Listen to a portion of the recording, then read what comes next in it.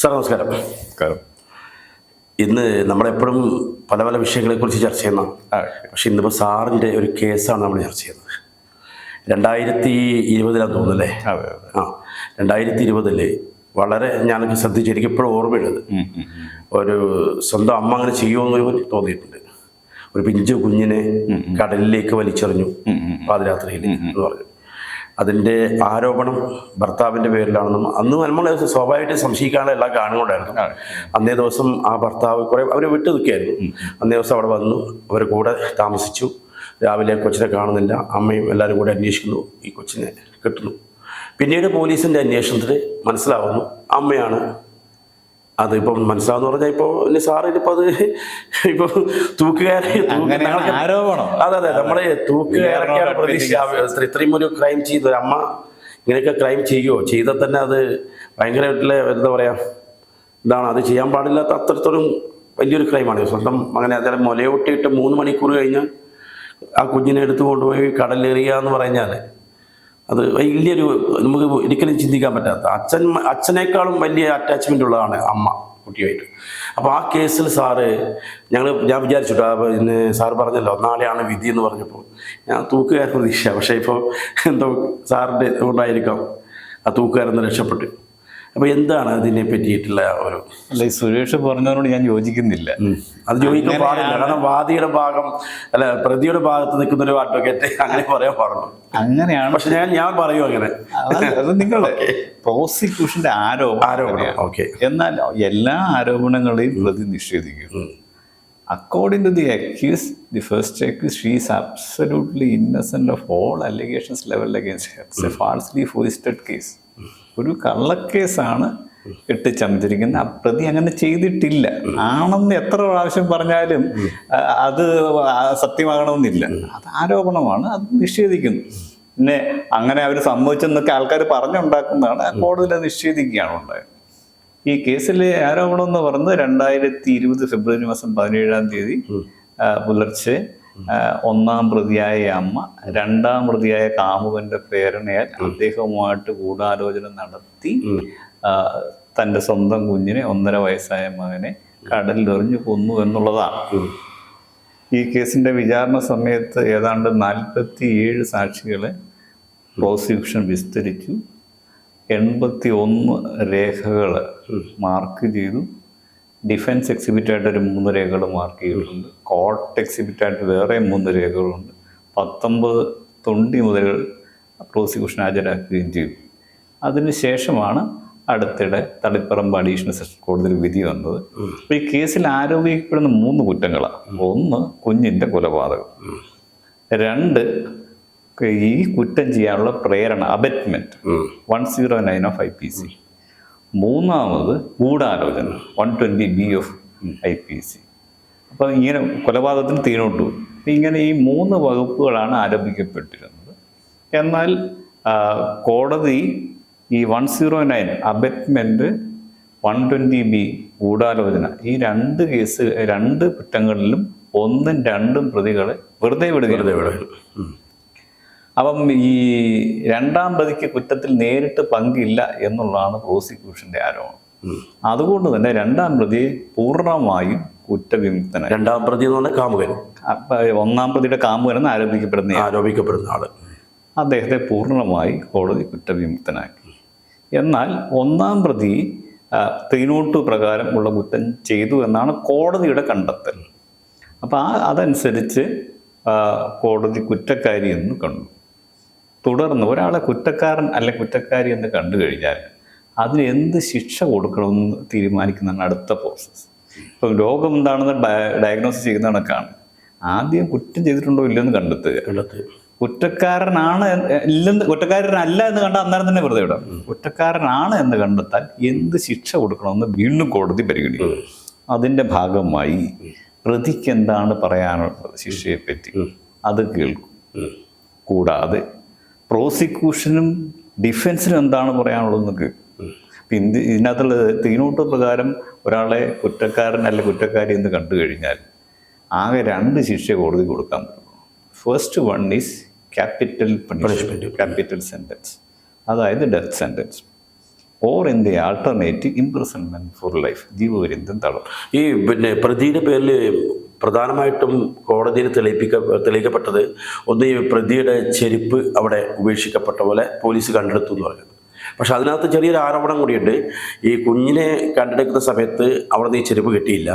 രണ്ടാമത് പോലീസ് വന്ന് നോക്കിയിട്ടാണ് ഈ ചെരുപ്പ് അവിടെ നിന്ന് കണ്ടെടുത്തെന്ന് തോന്നുന്നു. അവിടെ വേണമെങ്കിൽ അവർ ഇതുണ്ടാക്കാം ചിലപ്പോൾ അല്ലേ, ചെരുപ്പ് അല്ല, അങ്ങനെ ഒരു കാര്യം പറയുന്നുണ്ടായിരുന്നു. പിന്നെ അതിനകത്ത് പറഞ്ഞൊരു കാര്യം, ഈ പ്രതിയുടെ ശരീരത്തിലെ ഉപ്പുവെള്ളം, കടലിലെ ഉപ്പുവെള്ളം, ഈ 2 തെളിവുകളാണോ അവരെ ശിക്ഷിക്കാൻ കോടതി കണ്ട്? പ്രധാനമായിട്ട് അതാണ് കോടതി. ഈ 2 മാത്രമേ ഉള്ളൂ. പിന്നെ മറ്റ് സാക്ഷികളുടെ മൊഴികളും ഉണ്ട്. ഇതിനകത്ത് ഒരു കാര്യമുള്ളത്, പക്ഷെ ഇവർ കൃത്യം ചെയ്യുന്നതായിട്ട് കണ്ടു എന്ന് ആരും ദൃക്സാക്ഷി ഇല്ലാത്തൊരു കേസാണ്. അപ്പൊ ഒരു സംശയം ചോദിക്കട്ടെ, ഇപ്പൊ സാറിപ്പോ പ്രതിയുടെ ഭാഗമാണല്ലോ വക്കീൽ. അപ്പം ഇതിൽ ഞാൻ ചോദിക്കുന്ന സംശയം, ഈ ചെരുപ്പ് സ്വാഭാവികമായിട്ട് നമുക്ക് അവിടെ കൊണ്ടിടാം. വേറൊരാൾ ക്രൈം ചെയ്തിട്ടുണ്ടെങ്കിൽ അവർക്ക് ഒരു തെളിവ് വേറൊരാളുടെ പേരിൽ ഉണ്ടാക്കാൻ, വേറൊരാളെ പ്രതിയാക്കാൻ വേണ്ടി. ഉപ്പുവെള്ളം വേണം, കുറച്ച് കടലിൽ നിന്ന് വെള്ളം എടുത്തിട്ട് വെള്ളത്തിൽ ആക്കുന്നുണ്ട്.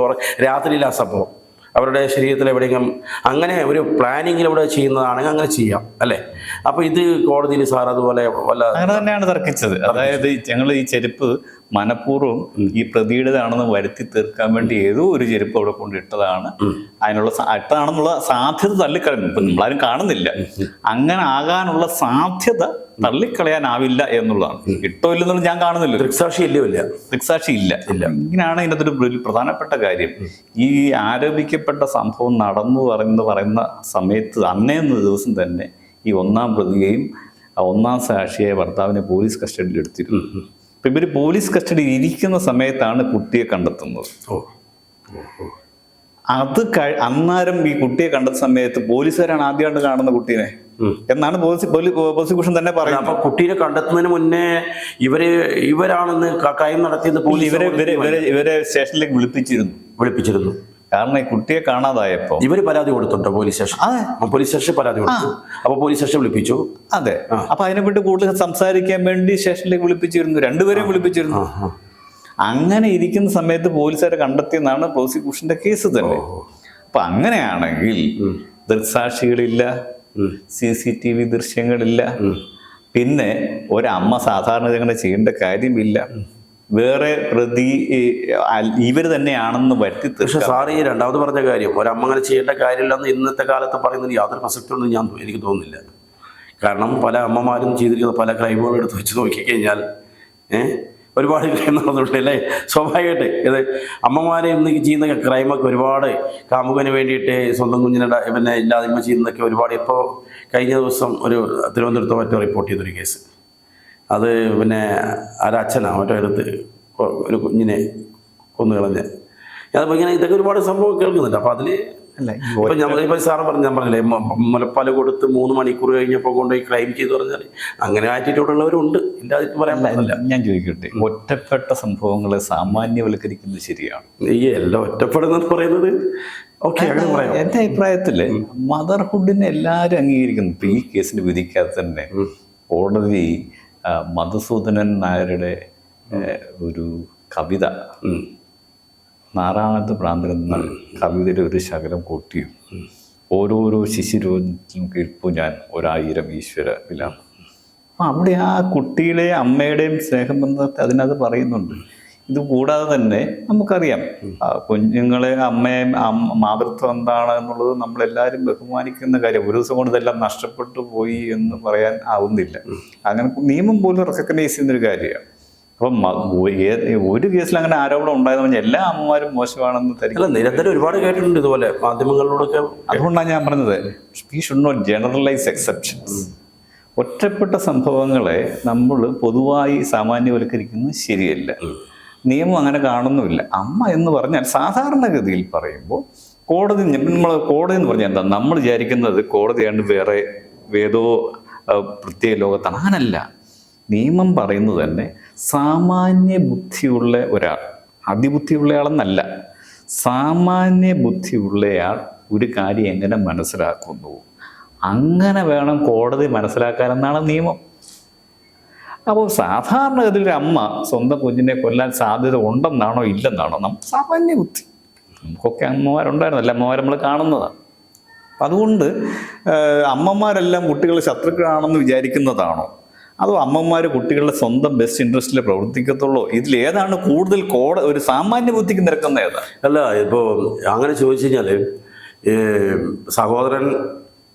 സഹോദരനെ കൊല്ലുന്നതും, അതുപോലെ സ്വന്തം റിലേറ്റീവ്സ് സഹോദരിയെ പോലും മിസ്യൂസ് ചെയ്യുന്നതും ഇതുപോലെ ഒരുപാട് കേസുകൾ നമ്മൾ കേട്ടിട്ടുണ്ട് പല രീതിയിൽ. പിന്നെ അതുപോലെ അച്ഛൻ മകനെ കൊല്ലുക, മകൻ അച്ഛനെ കൊല്ലുക, മകൻ അമ്മയെ കൊല്ലുക, ഇതുപോലുള്ള കേസുകളൊക്കെ ഒരുപാട് നമ്മൾ കേട്ടിട്ടുണ്ട്. ഇതൊക്കെ ഈ സംഭവമായിട്ട് നമ്മൾ സ്വാഭാവികമായിട്ട് ഒരിക്കലും പറയും നമ്മളൊരിക്കലും നടക്കില്ല. നമുക്ക് നമ്മുടെ അമ്മയോടുള്ള സ്നേഹവും അച്ഛനോടുള്ള സ്നേഹമൊക്കെയാണ് നമ്മൾ കാണുന്നത്. പക്ഷെ മറ്റു പലർക്കും ഒരു ക്രൈം ചെയ്യാൻ ആറ്റിറ്റ്യൂഡ് മൈൻഡുള്ള ഒരാൾക്ക് അതൊന്നും ഒരു ബന്ധങ്ങളൊന്നും ഒരു വിഷയമല്ല. അവരത് ചെയ്തിരിക്കും.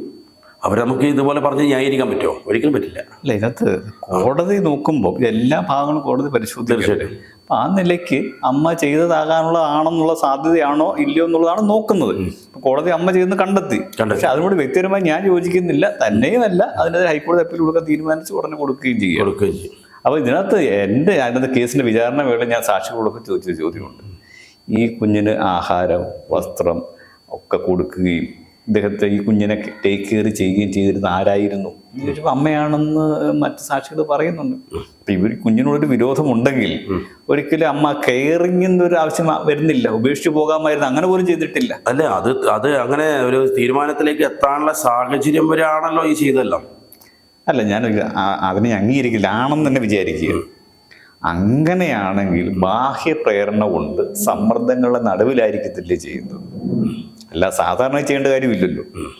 അങ്ങനെ വേറൊരാളുടെ പ്രേരണയിൽ സഹിക്കവയ്യാതെ സമ്മർദ്ദങ്ങൾ ഉള്ളിൽ നിന്ന് ചെയ്താൽ അതെങ്ങനെ കുറ്റകൃത്യമാകും? സമ്മർദ്ദം ഉണ്ടായാലും സ്വന്തം മകനെ കൊല്ലുക എന്ന് പറയുന്നത് ഏത് സാഹചര്യമായാലും അവർ ആത്മഹത്യ ചെയ്യുന്നതാണ് അതിന് ബെറ്റർ. സ്വന്തം മകനെ കൊല്ലുകയല്ല വേണ്ടത്, അവർ പോയി ആത്മഹത്യ. അതൊക്കെ അവരുടെ ആത്മഹത്യ ചെയ്യുന്നത് ശരിയാണ്. അല്ല, അങ്ങനെ ഞാൻ പറയുന്നത് അങ്ങനെയാണ്. നമ്മൾക്ക് വേറൊരാളെ കൊല്ലാനുള്ള അവകാശം നമുക്കില്ല. അപ്പൊ ആത്മഹത്യ ചെയ്തോളാൻ പറയുന്നത് അല്ല ഞാൻ പറയുന്നത്. ഞാൻ ചുമ്മാ ഒരു ഇതായിട്ട് പറയാം. അല്ല, അവർ ചെയ്യേണ്ടത് എന്നെ കൊണ്ട് ചെയ്യാൻ പറ്റാത്തൊരു ജോലി എന്നെ നിർബന്ധിക്കുമ്പോൾ എനിക്കത് ചെയ്തേ പറ്റൂ എന്നുണ്ടെങ്കിൽ ഞാനില്ലാതാവുക എന്നുള്ളതാണ്. അല്ല, ഞാൻ പറഞ്ഞു വന്നത് അങ്ങനെ ഇതൊന്നും ചെയ്തെന്നല്ല ഞാൻ പറഞ്ഞത്. അങ്ങനെ ചെയ്താൽ, സമ്മർദ്ദങ്ങളുടെ നടുവിൽ ചെയ്താൽ അത് കുറ്റകൃത്യമാകുന്നില്ല എന്നേ ഞാൻ പറഞ്ഞുള്ളൂ. കാരണം ക്രൈം ഈസ് കമ്മിറ്റഡ്. ആലോചിച്ചുറപ്പിച്ചൊരാൾ ചെയ്യുന്നതാണ് ക്രൈം. സമ്മർദ്ദങ്ങളുടെ നടുവിൽ നമ്മൾ ചെയ്യുന്നതിന് കുറ്റകൃത്യമായിട്ട് കാണാൻ പാടില്ല എന്നാണ് എൻ്റെ അഭിപ്രായം. പ്രത്യേകിച്ചും ഈ കേസിലെ പ്രോസിക്യൂഷൻ കേസ് തന്നെ രണ്ടാം പ്രതിയുടെ പ്രേരണയ്ക്ക് വഴങ്ങി, അദ്ദേഹത്തെ നിർബന്ധത്തിന് വഴങ്ങി ഈ ഒന്നാം പ്രതി ചെയ്തെന്നാണ് പറയുന്നത്. ആ രണ്ടാം പ്രതി കോടതി വെറുതെ വിട്ടു. അങ്ങനെയാണ് നമ്മൾ ഇവിടെ ചർച്ച ചെയ്ത പല കേസുകളിലും ഇപ്പം നടിയുടെ കേസ് ചർച്ച ചെയ്തല്ലോ, അതിലും ഗൂഢാലോചന എന്ന് പറയുന്ന കേസ് നമുക്ക് തെളിയിക്കാൻ വലിയ പാടാണെന്ന് പറഞ്ഞു അല്ലേ? ഗൂഢാലോചന എന്നാ പറയുന്നത് കോടതി തെളിയിക്കുക. ഒരു ഗൂഢാലോചന ഇതുവരെ തെളിയിക്കപ്പെട്ടിട്ടില്ല, ശരിക്കും തോന്നുന്നില്ല. അങ്ങനെയാണോ? അല്ല, തെളിയിക്കപ്പെട്ടില്ലെങ്കിൽ അതിന്റെ ആനുകൂല്യം പ്രതിക്കല്ലേ കൊടുക്കേണ്ടിട്ടുണ്ട്. അതങ്ങനെ പ്രോസിക്യൂഷൻ കൊടുക്കാൻ പറ്റും? തെളിയിക്കപ്പെട്ടില്ല എന്ന് തന്നെ വിചാരിക്കുക. അതിന്റെ രണ്ടാം പ്രതിയെ കോടതി വെറുതെ വിടാനുള്ള കാരണം തെളിവുകളില്ലാത്തതുകൊണ്ടല്ലേ? അങ്ങനെയാണെങ്കിൽ ആ ആനുകൂല്യം ഒന്നാം പ്രതിയും കൊടുക്കേണ്ടതാണ് എന്റെ വാദം. അല്ല, ഒന്നാം പ്രതി ആ ക്രൈം ചെയ്തു, അതിനുള്ള ഇതുണ്ടല്ലോ, എവിഡൻസ് ഉണ്ടല്ലോ. കോടതിയിൽ ഒരു പ്രോസിക്യൂഷൻ കേസ് ഉണ്ടാവും. അതിന് ഈ ഒരു മോട്ടീവ് എന്ന സംവിധാനമുണ്ട്. ഓരോ കുറ്റകൃത്യം ചെയ്യുന്നൊരു മോട്ടീവ് ഉണ്ടാവും, ഒരു ആത്യന്തികമായ ലക്ഷ്യം. അതിൻ്റെ ഇമ്മീഡിയറ്റ് ആയിട്ട് ചെയ്യുന്ന കാര്യമാണ് മോഡസ് ഓപ്പറൻഡി ആണ് ഇന്റൻഷൻ വരുന്നത്. അപ്പം ഒരാളോട് പ്രതികാരം ചെയ്യുന്നതായിരിക്കും മോട്ടീവ്. ആ പ്രതികാരത്തിന്റെ ഭാഗത്ത് അയാളെ കൊല്ലുക എന്നുള്ളതായിരിക്കും ഇന്റൻഷൻ.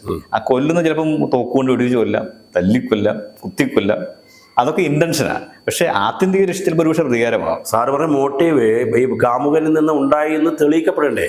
ഇല്ല. അപ്പം അങ്ങനെയാണെങ്കിൽ ഈ അമ്മയാണ് ഈ കുറ്റകൃത്യം ചെയ്യുന്ന സംശയാതീതമായി തെളിയിക്കപ്പെടാൻ സാധിച്ചിട്ടില്ല എന്നുള്ളതാണ് എൻ്റെ വാദം. അത് ഹൈക്കോടതി വാദിക്കും. ഇനിയിപ്പോൾ അത് ഹൈക്കോടതി പോവാൻ ഹൈക്കോടതി ഇനിയിപ്പോൾ അവിടെ പോയാൽ ചിലപ്പോൾ അതിന് തൂക്കുകയറ് കിട്ടാൻ സാധ്യതയുണ്ട്. ഇപ്പോൾ പ്രോസിക്യൂഷൻ കൂടുതൽ അവിടെ വാദിച്ചു കഴിഞ്ഞാൽ ഇതിനകത്ത് ഒരു കാര്യം ഞാൻ എപ്പോഴും ഉണ്ടല്ലോ, ഈ ഡെത്ത് സെൻറ്റൻസ് വധശിക്ഷയ്ക്ക് ഞാൻ വ്യക്തിപരമായി എതിരാ. ഞാൻ തന്നെ കേരള ഹൈക്കോടതിയിൽ വധശിക്ഷയ്ക്കെതിരെ വധശിക്ഷ തന്നെ ക്യാൻസൽ ചെയ്യണം, നിയമം തന്നെ അതുപോലെ ഇവിടെ റദ്ദാക്കണം ഞാൻ കൊടുത്ത കേസ് ഇപ്പോൾ കേരള ഹൈക്കോടതിയിൽ പെൻഡ് ചെയ്യാം. കാരണം ഈ വധശിക്ഷ എന്ന് പറയുന്നത് ഒരു പ്രാകൃതമായ ഒരു ശിക്ഷാ സംവിധാനമാണെന്നാണ് എൻ്റെ വ്യക്തിപരമായ അഭിപ്രായം. ഒരിക്കലും നമുക്കൊരു സിവിലൈസ് സൊസൈറ്റിക്ക് നമുക്ക് അംഗീകരിക്കാനാവില്ല എന്ന് എൻ്റെ അഭിപ്രായം. പിന്നെ ഒരാളുടെ കുറ്റകൃത്യം ഞാൻ പറഞ്ഞ പോലെ കുറ്റകൃത്യം ചെയ്തെങ്കിൽ പോലും അവരെ നന്നാക്കിയെടുത്ത് സമൂഹത്തിന് മുഖ്യധാരയെ കൊണ്ടുവരുന്നതാണ് ശരിയായ. അതിപ്പോ എനിക്ക് തോന്നുന്നു ഇപ്പോൾ ഇന്ത്യയിൽ മാത്രമേ വധശിക്ഷ ഉള്ളൂ അല്ലേ പറയട്ടോ? മറ്റു രാജ്യങ്ങൾ ഇന്ത്യയിലല്ല, ചില അമേരിക്കയിലൊന്നും ഇല്ല. അമേരിക്കയിലുണ്ട്, വധശിക്ഷ ഇല്ലെന്നാരും പറഞ്ഞു. ആണോ? അമേരിക്കയിൽ രസകരമായ സംഗതി ചില സംസ്ഥാനങ്ങളിലുണ്ട്, ചില സംസ്ഥാനങ്ങളിലില്ല. യുണൈറ്റഡ് സ്റ്റേറ്റ്സ് എന്നാണ് അറിയപ്പെടുന്നത്. എന്റെ അഭിപ്രായത്തില് വധശിക്ഷകൾ എടുത്തു കളയൊന്നും വേണ്ട.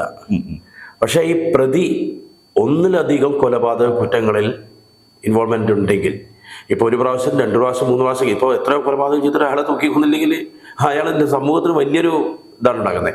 അപ്പോൾ ഇപ്പോൾ ഇതൊരു വധശിക്ഷ എന്ന് പറയുന്ന അത്ര സമയം ഇപ്പോൾ ജീവപര്യന്തം കൊടുത്താൽ തന്നെ നമുക്ക് ഏകദേശം ഒരു അംഗീകരിക്കാം. പക്ഷേ ഇതിന് മുന്നേയും ഇതുപോലുള്ള കൊലപാതക കേസുകൾ, ഇപ്പോൾ ഒരുപാട് ഗുണ്ടകളൊക്കെ ഉണ്ടല്ലോ, എത്രയോ കേസുകളിലെ പ്രതികളായിട്ടുള്ള ഗുണ്ടകൾ ഇപ്പോഴും ജയിലിൽ കിടക്കുന്നത്.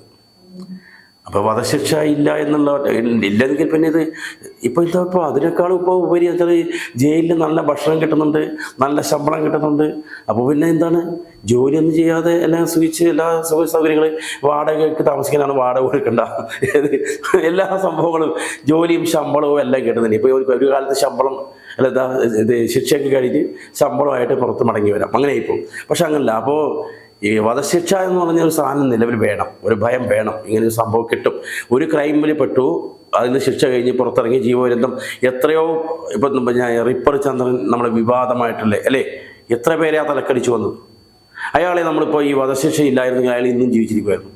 അയാൾ അദ്ദേഹത്തിൻ്റെ ശിക്ഷാ കാലാവധി കഴിഞ്ഞ് പുറത്തിറങ്ങി വീണ്ടും ഈ ചുറ്റികയായിട്ട് ഇറങ്ങി. അങ്ങനെ എത്രയോ പേരില്ലേ. 2 കാര്യങ്ങൾ. ഒന്ന്, ഒരു കവിവാക്യം എനിക്ക് ഓർമ്മ വരുന്നത്, ബന്ധുര കാഞ്ചന കൂട്ടിലാണെങ്കിലും ബന്ധനം ബന്ധനം തന്നെ വരും. അപ്പം നമ്മൾ സ്വർണ്ണക്കൂട്ടിലിട്ടാലും ബന്ധനം ബന്ധനം തന്നെ. അതുകൊണ്ട് ജയിലിൽ പൈസ കിട്ടും, ഫുഡുണ്ട്, ഇറച്ചി മീനുണ്ടെന്ന് പറഞ്ഞതിനകത്തൊന്നും ചേർന്നതല്ല. രണ്ടാമത്, ഇപ്പം ഞാൻ സുരേഷ് പറഞ്ഞൊരു കാര്യം, അതായത് കുറ്റകൃത്യങ്ങൾ ആവർത്തിക്കപ്പെടും. അപ്പോൾ പ്രതിയെ വെറുതെ വിട്ടാൽ അല്ലെങ്കിൽ ശിക്ഷ കഴിഞ്ഞ് പുറത്തിറങ്ങിയാൽ അവർ വീണ്ടും കുറ്റകൃത്യങ്ങൾ ആവർത്തിക്കും. അത് സമൂഹത്തിന് ദോഷമായിട്ട് തീരും, ത്രെറ്റായിട്ട്, സോഷ്യൽ ത്രെറ്റായിട്ട് തീരുമെന്ന് പറഞ്ഞു. ശരി തന്നെ. അതിന് വധശിക്ഷ മാത്രമാണോ പരിഹാരം എന്നുള്ളതാണ് എൻ്റെ ചോദ്യം. അല്ല, അത്ര ആൾക്കാരെ സമൂഹത്തിൽ വെച്ചിരിക്കുന്നതുകൊണ്ട് യോജിക്കാം. പറഞ്ഞോട്ടെ. ഈ ജീവപര്യന്തം തടവെന്ന് പറയുന്നത് നമ്മളതെല്ലാം ധാരണ 14 വർഷമെന്നാണ്. തെറ്റാണ്. ജീവപര്യന്തം തന്നെ. അപ്പം until the natural end of A human being, death of A human, അതാണ് ജീവപര്യന്തം. അപ്പം എൻ്റെ അഭിപ്രായത്തിൽ അങ്ങനെ ഒരാളൊരു സൊസൈറ്റിക്ക് ഡേഞ്ചറസ് ആകുന്നു എങ്കിൽ അവരെ ഒരിക്കലും പുറത്തു വിടാതിരിക്കുക. മരണം വരെ അവർ ജയിലിൽ കിടക്കട്ടെ. അപ്പോഴും നമുക്ക് ഡെത്ത് സെൻറ്റൻസ് ഒഴിവാക്കാം. നമുക്ക് കൊടുക്കാൻ പറ്റാത്ത എടുക്കരുത്. എൻ്റെ വ്യക്തിപരമായ അഭിപ്രായമാണ്, നിങ്ങൾക്ക് വിയോജിക്കാം. ഒരാൾക്ക് ജീവൻ കൊടുക്കാനുള്ള അധികാരവും കഴിവും പ്രാപ്തിയും എനിക്കില്ലെങ്കിൽ അത് എടുക്കാനുള്ള യോഗ്യതയും എനിക്കില്ല എന്നുള്ളതാണ് എൻ്റെ അഭിപ്രായം. ഈ കേസ്, അഗ്നിയുടെ കേസ് തന്നെ, അല്ലെങ്കിൽ ഈ കേസിൽപ്പെട്ട കേസ് തന്നെ വാദിക്കുന്ന അവസരങ്ങൾ ഞാൻ പറഞ്ഞു, death sentence is A judicial sanctioned murder. This was my argument. ഒരു വധശിക്ഷ എന്ന് പറയുന്നത് നിയമപ്രകാരം അംഗീകരിക്കപ്പെട്ട കൊലപാതകമാണ്. ആ കൊലപാതകവും അല്ലാത്ത കൊലപാതകവും വലിയ വ്യത്യാസമില്ല, രണ്ടും കൊലപാതകം തന്നെയാണെന്നാണ് ഞാൻ വാദിച്ചത്. അത് ആ കോടതി അംഗീകരിച്ച എൻ്റെ വാദം. തന്നെയുമല്ല, ഒരാൾ സമൂഹത്തിന് ഡേഞ്ചറായിട്ട് തീരുക, ഒരു അപായമായിട്ട് തീരുന്ന സാഹചര്യം, ഭീഷണിയാകുന്ന സാഹചര്യത്തിൽ ഇപ്പോൾ കോടതി ചില പക്ഷെ ചെയ്തെന്ന് വരാം. ഈ കേസിലെ പ്രതിക്ക് വേറെ ഒരു കേസിലും പ്രതിയായിട്ടില്ല. അപ്പം അതും ഒരു കാരണം വധശിക്ഷ ഒഴിവാക്കുന്നതിന് എൻ്റെ വാദം കോടതി അംഗീകരിച്ചിട്ടുണ്ട്. അതുപോലെ തന്നെ ഈ പ്രതിയെ ഹൈക്കോടതി ജാമ്യത്തെടുത്ത ജാമ്യത്തെടുത്ത് 3-4 വർഷം വെളിയിലാണ്. ഈ സന്ദർഭങ്ങൾ ഒരു കേസിൽ ഒരു പ്രതിയായിട്ടില്ലെന്ന് മാത്രമല്ല, അവർ ജോലി ചെയ്ത് ജീവിക്കുന്നതാണ് പോലീസ് കോടതി റിപ്പോർട്ട്, ശിക്ഷയെപ്പറ്റി റിപ്പോർട്ട് കോൺഫറും പോലീസ് കൊടുത്തിരിക്കുന്നത്. അപ്പം ഇതൊക്കെ അവർക്ക് വധശിക്ഷ ഇന്നവിറ്റബിൾ ആണ് എന്ന് ഉള്ളത് വരുന്നില്ല. അപ്പം തുടർച്ചയായിട്ട് കുറ്റകൃത്യങ്ങൾ ഏർപ്പെടുക, സമൂഹത്തിന് ഒരു ഭീഷണിയായി തീരുക, അങ്ങനെയുള്ള സാഹചര്യങ്ങളിൽ ചെയ്യുന്നതാണെങ്കിൽ പോലും, അതന്നെ സുപ്രീം കോടതി പറഞ്ഞത്, അപൂർവമായ കേസുകൾ മാത്രമേ വധശിക്ഷ കൊടുക്കാവൂ എന്നുള്ളതാണ്. സുപ്രീം കോടതി പറഞ്ഞൊരു കാര്യമുണ്ട് ബച്ചൻ സിംഗ് കേസിനകത്ത്, normal rule if a person is convicted for offence of murder is to award imprisonment for life, not a sentence. അതായത് ഒരാളെ കൊലപാതക കേസിന് ശിക്ഷിക്കപ്പെട്ടാൽ ശിക്ഷ കൊടുക്കേണ്ടത്, കുറ്റക്കാരൻ എന്ന് കണ്ടു കഴിഞ്ഞാൽ കൊടുക്കേണ്ട ശിക്ഷ എന്ന് പറഞ്ഞത് ജീവപര്യന്തമാണ്, വധശിക്ഷയല്ല. That is a normal rule. And giving death sentence is an exception. അപൂർവങ്ങളിൽ അപൂർവമായ കേസുകളിൽ മാത്രം കൊടുക്കണമെന്നാണ് സുപ്രീം കോടതി പറഞ്ഞത്. അങ്ങനെയുള്ള ഒരു അപൂർവമായ സാഹചര്യം ഇതിനകത്തില്ല എന്നുള്ളതായിരുന്നു എൻ്റെ വാദം. പ്രോസിക്യൂഷൻ വെഹിമെൻ്റായിട്ട് അറിയില്ലെങ്കിൽ ആ കാര്യത്തിൽ കോടതി എൻ്റെ വാദം അംഗീകരിച്ചു. കാരണം ഇവർ ഒരു പാവപ്പെട്ട കുടുംബത്തിൽ നിന്നാണ്, കുടുംബപരമായ സമ്മർദ്ദങ്ങൾ ഉണ്ടാവാം, മുമ്പ് ക്രിമിനൽ കേസുകളിൽ പെട്ടിട്ടില്ല, തന്നെയുമല്ല ഞാനത് എടുത്തു പറഞ്ഞൊരു വാദമുണ്ട്. രണ്ടാം പ്രതിയുടെ നിർബന്ധത്തിന് സഹിക്കവയ്യാതെയാണ് ഒന്നാം പ്രതി കുറ്റകൃത്യം ചെയ്തതെന്നാണ് പ്രോസിക്യൂഷൻ തന്നെ കേസ്. അപ്പം സമ്മർദ്ദങ്ങളുടെ നടുവിൽ ഞാൻ ചെയ്തെന്ന് പറഞ്ഞ പ്രോസിക്യൂഷൻ, പിന്നെ അത് മാറിയിട്ട് ഞാൻ മനഃപൂർവ്വം കുറ്റം ചെയ്തതാണ്, ഞാൻ സമൂഹത്തിന് തെറ്റാണെന്ന് പറയുന്നത് അവർക്ക് തന്നെ മാറ്റി പറയാൻ സാധിക്കില്ല. That will amount to violation doctrine of estoppel. പറഞ്ഞ വാക്ക് മാറ്റി പറയാൻ പാടില്ല എന്നുള്ള വാദം കോടതി അംഗീകരിച്ചു. അതുകൊണ്ട് തന്നെ കോടതി വധശിക്ഷ കൂടുതൽ ഒരു ലീനിയൻ വ്യൂ ആണ്, ഒരു റിഫോർമേറ്റീവ് തിയറി ഓഫ് പണിഷ്മെന്റ് അനുസരിച്ചാണ് കോടതി ആക്കിയ ശിക്ഷ വെച്ചിരിക്കുന്നത്. എന്നിരുന്നാലും കൺവിക്ഷൻ ഞങ്ങൾ അംഗീകരിക്കുന്നില്ല, അപ്പീൽ ഹൈക്കോടതി കൊടുക്കുന്നു. ഹൈക്കോടതി കൊടുക്കും. പിന്നെ മറ്റ് തെളിവുകൾ, ചെരുപ്പും ഡ്രസ്സും മറ്റ് തെളിവുകളൊക്കെ മാനിപ്പുലേറ്റഡ് എവിഡൻസ് ആണെന്നതാണ് ഡിഫൻസിൻ്റെ വാദം. തന്നെയുമല്ല, നേരിട്ട് ദൃക്സാക്ഷികളൊന്നുമില്ല, CCTV ദൃശ്യങ്ങളില്ല. ഞങ്ങളെ സംബന്ധിച്ചോളം, അല്ലെങ്കിൽ ഒന്നാം പ്രതിയെ സംബന്ധിച്ചോളം നിരപരാധിയാണ്. ഇത് ആരോ ഗൂഢലക്ഷ്യത്തിന് വേണ്ടിയിട്ട് കള്ളക്കേസ് കെട്ടിച്ചമച്ചതാണ്. ചെരുപ്പ് അവർ ഉപയോഗിച്ചതല്ല എന്ന് പ്രൂവ് ചെയ്യാനുള്ള തെളിവ് കൊടുക്കാൻ പറ്റും. പ്രതി അതിനകത്ത് ഏറ്റവും ഒരാൾ ഉപയോഗിച്ചുകൊണ്ടിരുന്ന ചെരുപ്പിന് അതിൻ്റെതായുള്ള അവരുടേതായ ഇതുണ്ടാവില്ലേ? അങ്ങനൊന്നും ഇല്ല. ഒരു ചെരുപ്പ് കൊണ്ടിട്ടു എന്നിട്ട് പ്രതിയുടെ അന്ന് പറയുന്നു. അത് അതിനടുത്ത് ഹൈക്കോടതി പോകുമ്പോൾ അതൊക്കെ വാദിക്കേണ്ടതാ. ഇത് ഒന്നാം പ്രതി ചെരുപ്പ് എടുത്തിട്ട് ഒന്നാം പ്രതി ചെരുപ്പാണെന്ന് എങ്ങനെ തെളിയിക്കാൻ സാധിക്കും? ഒന്ന്. രണ്ട്, സൈസ് നോക്കണം. സൈസ് നോക്കണം. അതേ സൈസുള്ള കേസ് പോലെ അല്ല, അതുകൊണ്ടായില്ല. ഇത് സംശയാതീതമായിട്ട് വേണ്ടേ തെളിയിക്കാൻ. ഒരാളുടെ സൈസ് ഒത്താൽ അതേ സൈസുള്ള എത്രയോ പേര് ഈ ഭൂമിയിലുണ്ട്, ഇല്ലേ? സുരേഷ് എത്രയോ പേരുണ്ട്. എന്നാലും നമ്മൾ നിരന്തരം ഉപയോഗിച്ചിരുന്ന ഒരാളുടെ ചെരുപ്പില് അയാളുടെ എന്തെങ്കിലും അംശം ഉണ്ടാവില്ല അതിന്. അങ്ങനൊന്നും അത് ഞാൻ വേറെ ചോദിക്കട്ടെ. ഒന്ന്, ഏതോ ചെരുപ്പ് കൊണ്ടിട്ടതാവാം. രണ്ട്, ഈ പ്രതിയുടെ ചെരുപ്പ് തന്നെ മനഃപൂർവ്വം കൊണ്ടിട്ടതായി. നമ്മളിപ്പോ നമ്മുടെ ഒരു ഫിംഗർ പ്രിന്റ് വിദഗ്ധനായിട്ടുള്ള ഒരാളുണ്ട്, ഞാൻ അദ്ദേഹത്തെ ഇന്റർവ്യൂ ഒക്കെ ചെയ്തിരുന്നു. അദ്ദേഹം പറഞ്ഞത്, നമ്മൾ ഫിംഗർ പ്രിന്റ് എടുക്കുന്നില്ലേ, അതുപോലെ കാലിലും ഒക്കെ ഉണ്ടാവും. നമ്മളൊരു സ്ഥലത്ത് ടച്ച് ചെയ്യുമ്പോൾ നമ്മുടെ ഇതിൽ നിന്നൊക്കെ വേർപ്പ് കണങ്ങളില്ലേ, അതുപോലൊരു സംഭവം നമ്മൾ എല്ലാത്തിനും ഇതാവുന്ന വർക്കാവുന്നു, തൊടുന്ന സ്ഥലങ്ങളിലല്ല. മനസ്സിലായി? നമ്മൾ എവിടെ പിടിക്കുന്നു അവിടെയൊക്കെ. അപ്പോൾ ഞാൻ ഇതിങ്ങനെ ഇൻ്റർവ്യൂ എടുക്കുന്ന സംസാരിക്കുന്ന സമയത്ത് ഞാൻ ചോദിച്ചു, മരിച്ചു കഴിഞ്ഞ ഒരാളുടെ നമ്മളിപ്പോൾ ഫിംഗറൊക്കെ എടുക്കില്ലേ, അത് എടുത്താൽ അത് തിരിച്ചറിയാൻ പറ്റുന്ന അവനെ. കാരണം ഈ സാധനം ഉണ്ടാവില്ല, മരിച്ചു കഴിയുമ്പോൾ ആ സാധനം പോയില്ല. ഇപ്പോൾ നമ്മളിപ്പോൾ വേർപ്പാനം പോലെ ഒരു സംഭവം ഇതിനകത്ത് ഒരു സംഭവം ഉണ്ടെന്ന് പറഞ്ഞു. അത് നമ്മൾ ഓരോ സ്ഥലത്ത് ടച്ച് ചെയ്യുമ്പോൾ അത് അവിടെ വർക്കൗട്ടാവും. പക്ഷെ മരിച്ചു കഴിഞ്ഞ ഒരാളുടെ അവിടെ ടച്ച് ചെയ്ത് ഞാൻ അത് കിട്ടത്തില്ല. അപ്പോൾ അതുപോലെ ഞാൻ പറയുന്നത്, ഇവർ ഉപയോഗിച്ച ഈ ചെരുപ്പ് അവരുടേതല്ല എന്ന് തെളിയിക്കാണ് ഇതുപോലെ. പക്ഷെ ചെക്ക് ചെയ്താൽ ചിലപ്പോൾ അവരുടേതാണെങ്കിൽ അവർ തന്നെ ചിലപ്പോൾ വധശിക്ഷയിലേക്ക് പോകാൻ സാധ്യത കൂടുതൽ. എന്തോ അല്ല, തെളിയിക്കപ്പെടിഞ്ഞാൽ അവരുടെ തന്നെ തെളിയിക്കപ്പെടിഞ്ഞാലേ സംശയാസ്പദമല്ലേ, കോടതി പറയും ഇപ്പൊ നമ്മൾ ജീവപര്യന്തം കൊടുത്തുള്ളൂ, ഇത് വധശിക്ഷയാക്കണം. അങ്ങനെയല്ല, ഞാൻ ചുമ്മാ പറയാം. ഓൾറെഡി കുറ്റക്കാരിയാണെന്ന് കണ്ടിട്ടുണ്ട്, എന്നിട്ടും കോടതി വധശിക്ഷ കൊടുക്കേണ്ട ആവശ്യമില്ലെന്നാണ്. പിന്നെ പ്രോസിക്യൂഷൻ വേണമെങ്കിൽ അപ്പീൽ കൊടുക്കാം, ശിക്ഷ കുറവാണെന്ന് വേണമെങ്കിൽ അവർക്ക് അപ്പീൽ കൊടുക്കാം. അത് അവർ കൊടുക്കുന്നത് അവരുടെ ഓപ്ഷൻ അല്ലേ. ഏതായാലും പ്രതിയെ സംബന്ധിച്ചിടത്തോളം ഞങ്ങൾ കൺവിക്ഷൻ അംഗീകരിക്കുന്നില്ല. Wheel file appeal both against conviction and sentence. അപ്പോൾ ഇനി അടുത്ത ഹൈക്കോടതിയിലായിരിക്കും. ഹൈക്കോടതിയില്ല, ഇപ്പം സെഷൻസ് കോടതി ശിക്ഷിച്ചു കഴിഞ്ഞാൽ അതിന് മുകളിൽ ഹൈക്കോടതി കൊടുക്കും. ഹൈക്കോടതിയിലാണ് അപ്പീൽ കൊടുക്കുന്നത്.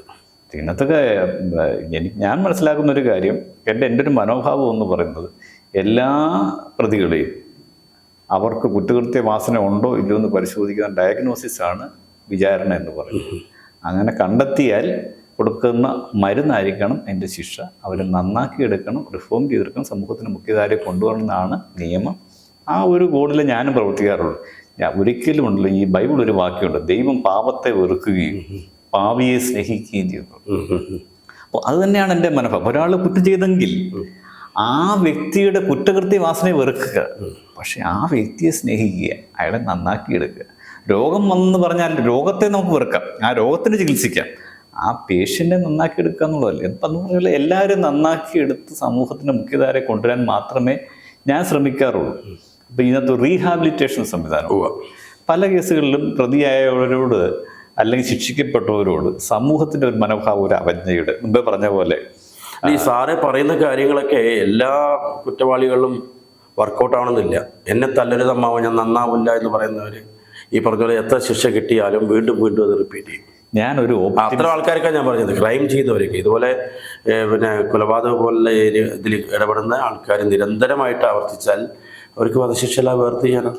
അവർ സമൂഹത്തിലേക്ക് ഇറക്കി വിട്ടാൽ വീണ്ടും ഒരു നിരപരാധി ഇതുപോലെ അയാളുടെ കൈകൊണ്ട് കൊല്ലപ്പെടും. ഓപ്റ്റിമിസം പെസിമിസം എന്ന് കേട്ടിട്ടുണ്ടോ? ശുഭാപ്തി വിശ്വാസം, ആ ശുഭാപ്തി വിശ്വാസം. ഞാനൊരു ശുഭാപ്തി വിശ്വാസിയാണ്.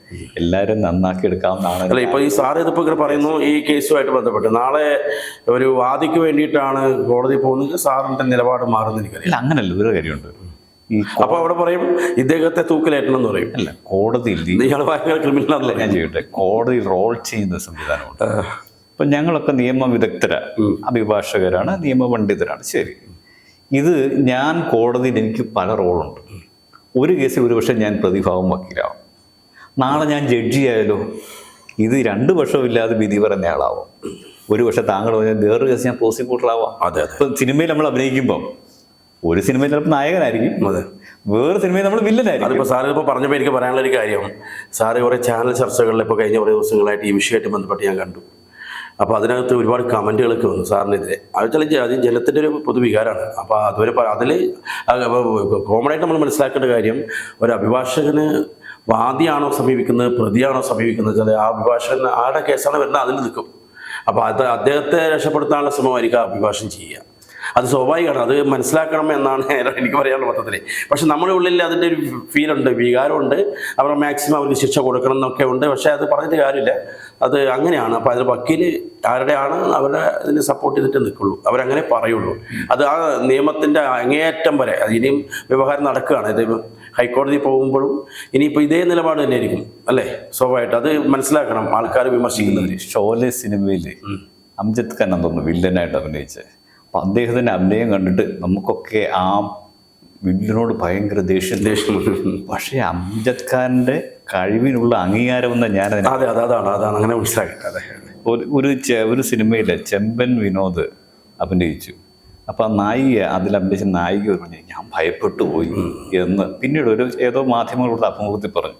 എന്നാൽ ചെമ്പൻ വിനോദ് പറഞ്ഞ കാര്യമുണ്ട്, എൻ്റെ കഴിവിനുള്ളത് അംഗീകാരമായിട്ടാണ് ഞാനെ കാണുന്നത്, വില്ലനായിട്ട് അദ്ദേഹം അഭിനയിച്ചത് എന്ന് പറഞ്ഞതുപോലെ ഒരു പ്രതിഭാവം അഭിഭാഷകൻ്റെ പ്രൈമറി ഡ്യൂട്ടി തന്നെ പ്രതിക്ക് വേണ്ടി വാദിക്കുക എന്നുള്ളത്.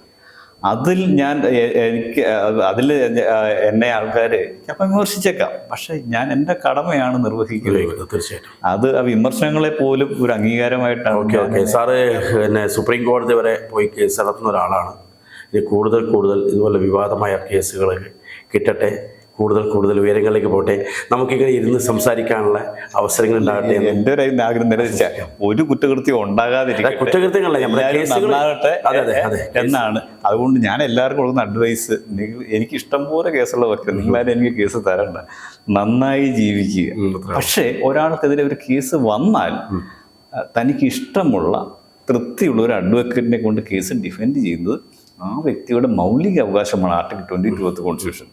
അത് ഒരു വ്യക്തിയുടെ മൗലികാവകാശം നിർവഹിക്കുന്നതിൽ ഞാനൊരു പങ്ക് വഹിക്കുന്നെങ്കിൽ അത് അയാളുടെ നിയമപരമായ അവകാശവും എൻ്റെ നിയമപരമായ കടമയും. തീർച്ചയായിട്ടും.